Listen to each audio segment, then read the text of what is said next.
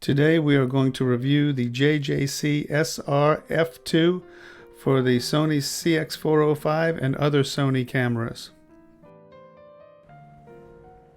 Today we will be reviewing a product that I had really wished I'd been able to include in the tips, tricks, and mods video for the Sony HDR CX405, but I only recently learned about it. And when I did learn about it, I promptly got on Amazon and ordered one with my own funds. And obviously it's arrived at this point, so we're going to talk about it. This is a remote control that I want to use with the CX405 Handycam, but it will work with a multitude of different Sony cameras. So this particular one is an aftermarket or secondary market, whatever you want to call it, JJC brand. It is the SR-F2 remote commander, and it says that it replaces or is an equivalent replacement for Sony RM-VPR1. Now, if you want to know all the cameras that it will work with, you can visit the JJC website, and they've got a whole laundry list of cameras.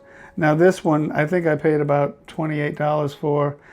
I think it's like half the price of a genuine Sony, but you'll have to go online and look at that. So let's talk about it.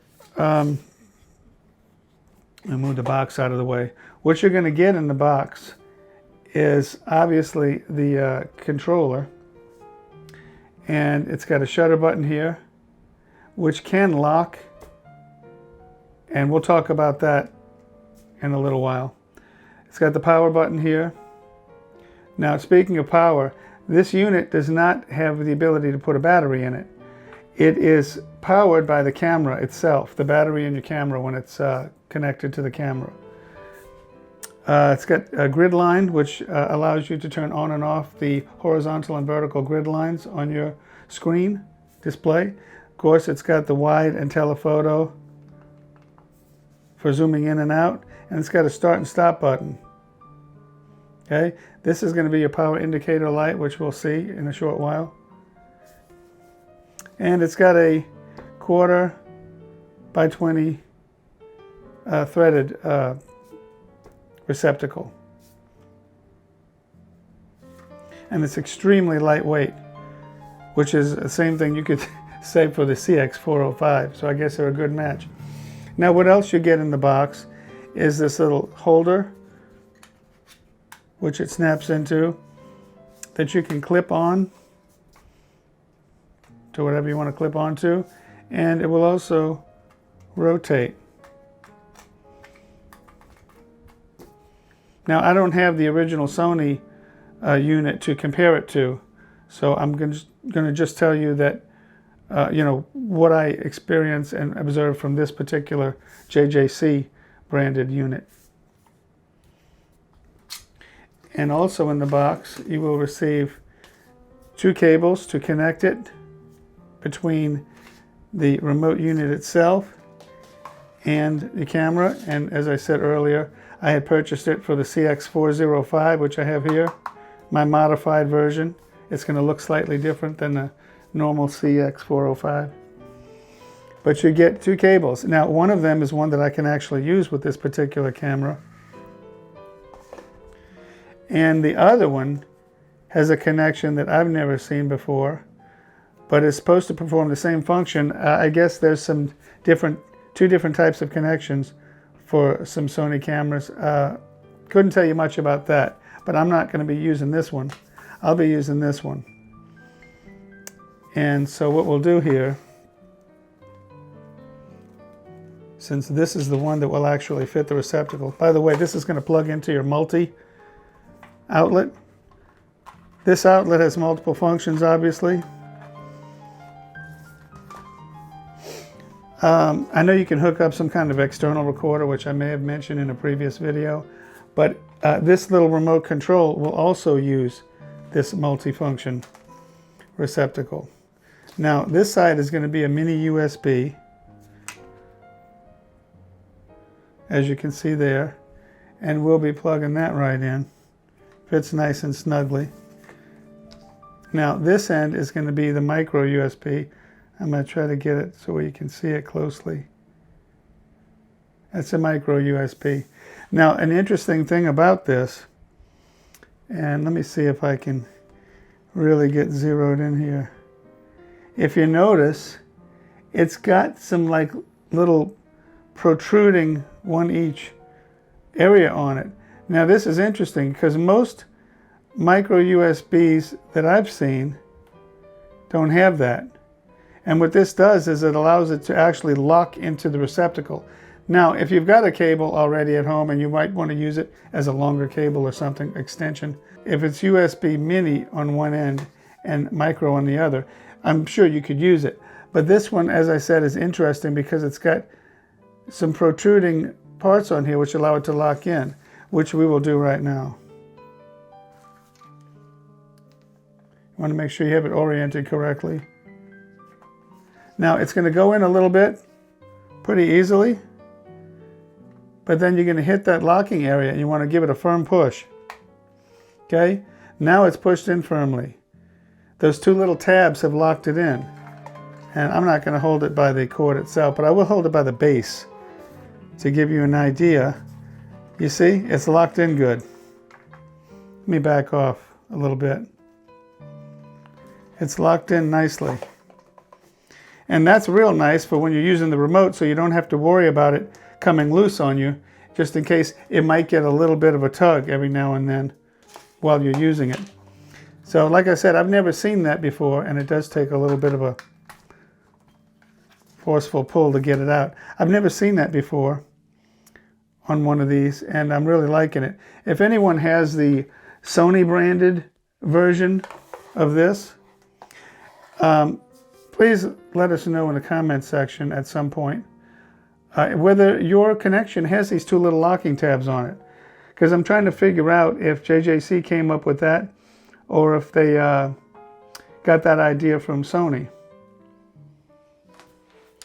Okay, now what we will do is plug this camera in and I will show you some functions. Okay, I now have the remote control plugged into the multifunction port of the Sony Handycam. And as you can see, the power light is on. The unit is now being powered through the battery in the camcorder. Now this is not going to take much energy, so it's not really going to be a big drain on your battery. The monitor is probably one of your biggest drains. Let me put this on video mode. Now I'm also going to snap images with this, but you can do that on video mode on this camera, so I'm not going to switch back and forth. I'm not going to switch back and forth between camera and video mode. Still image or video mode. Okay, so what we'll do is first we'll, it's on video, so I'm going to snap an image simply by pressing the shutter button. And as you can see, let me focus on the screen. I'm going to do it again. Okay, you see the red bar? It's processing the image. Okay, but we're still in video mode, so we can continue here. Now, I'm going to press the grid line right there, and what you'll see on the screen is the grid line will appear. Do you see it? Let me move in a little closer. See the grid line on the screen? Now we'll press the remote again, and the grid line disappears. Okay, now we'll do start video. So we'll press the red start button right here. And it's now recording. I got the record light. Now we'll use the wide and telephoto. We'll back off a little bit. Okay, you saw that I had two speeds. If you press it lightly on wide or telephoto, you'll get a slow zoom movement, and then there's a secondary portion to the button where you press a little firmer and it'll speed up. Okay, I'm all the way out. So I'm going to press it very lightly on telephoto, and then I'm going to depress it more to get the secondary speed. So right now we're doing it lightly. As you can see, zooming slow. Now I'm going to press it more. We get the faster mode. So you've got two different speeds of zoom with this remote. So slowly, and then I'll zoom in faster, and I'll slow it again. Okay, so now I think you got the hang of that.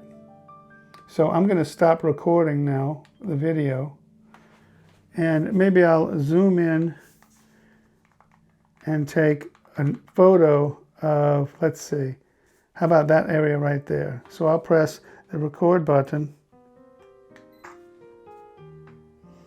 and I got my photo. And now what I'm going to do is press the power button to turn it off. And now what I'll do is talk for a moment about the locking shutter. And I really don't need to have this plugged into the camera anymore. So we're going to give it a firm tug. Remember, this has a little locking, two little locking tabs on it. So you need to give it a firm tug. Now this shutter button here, it's got a little writing here that says lock. That's so you can press the shutter and lock it open. Now, you can't really use that feature on this particular camera because this camera does not have what's called the bulb mode. B for bulb, where you can lock the shutter open. The slowest shutter speed that I found on this camera, I believe, was 1/8 of a second. So there is no bulb mode. If you do have a Sony camera with bulb mode, and there are many, you can use this feature, and you would just lock the shutter open for as long as you need it for long exposure. And then when you're finished, you just push it back, and then the shutter on the camera will close.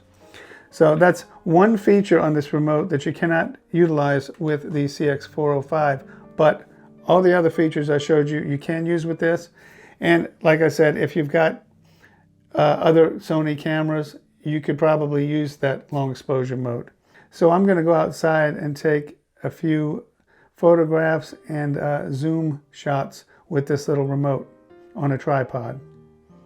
By the way, I'm using the built-in microphone on the CX405, and we're going to use the remote control to zoom in. First I'm going to zoom in quickly, and then I'll slow down as I approach the frisbee. Starting now.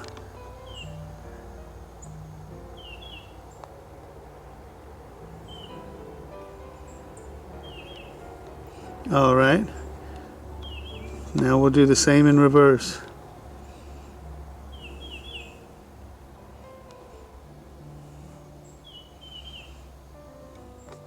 Now we'll do it full speed the entire way.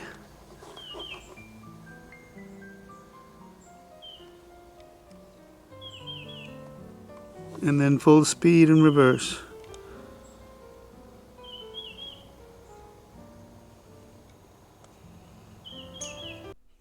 Okay, so the final analysis on this product is that I am extremely happy with it. It's done everything I needed it to do and expected it to do, and it's done it very well at about half the cost of the name brand Sony. So if you have a CX405 and you want to get more out of it, or any of the Sony cameras, because it works with so many of them, and you want to get more out of those cameras, I highly suggest picking up one of these. I think it's well worth the money. See you next time.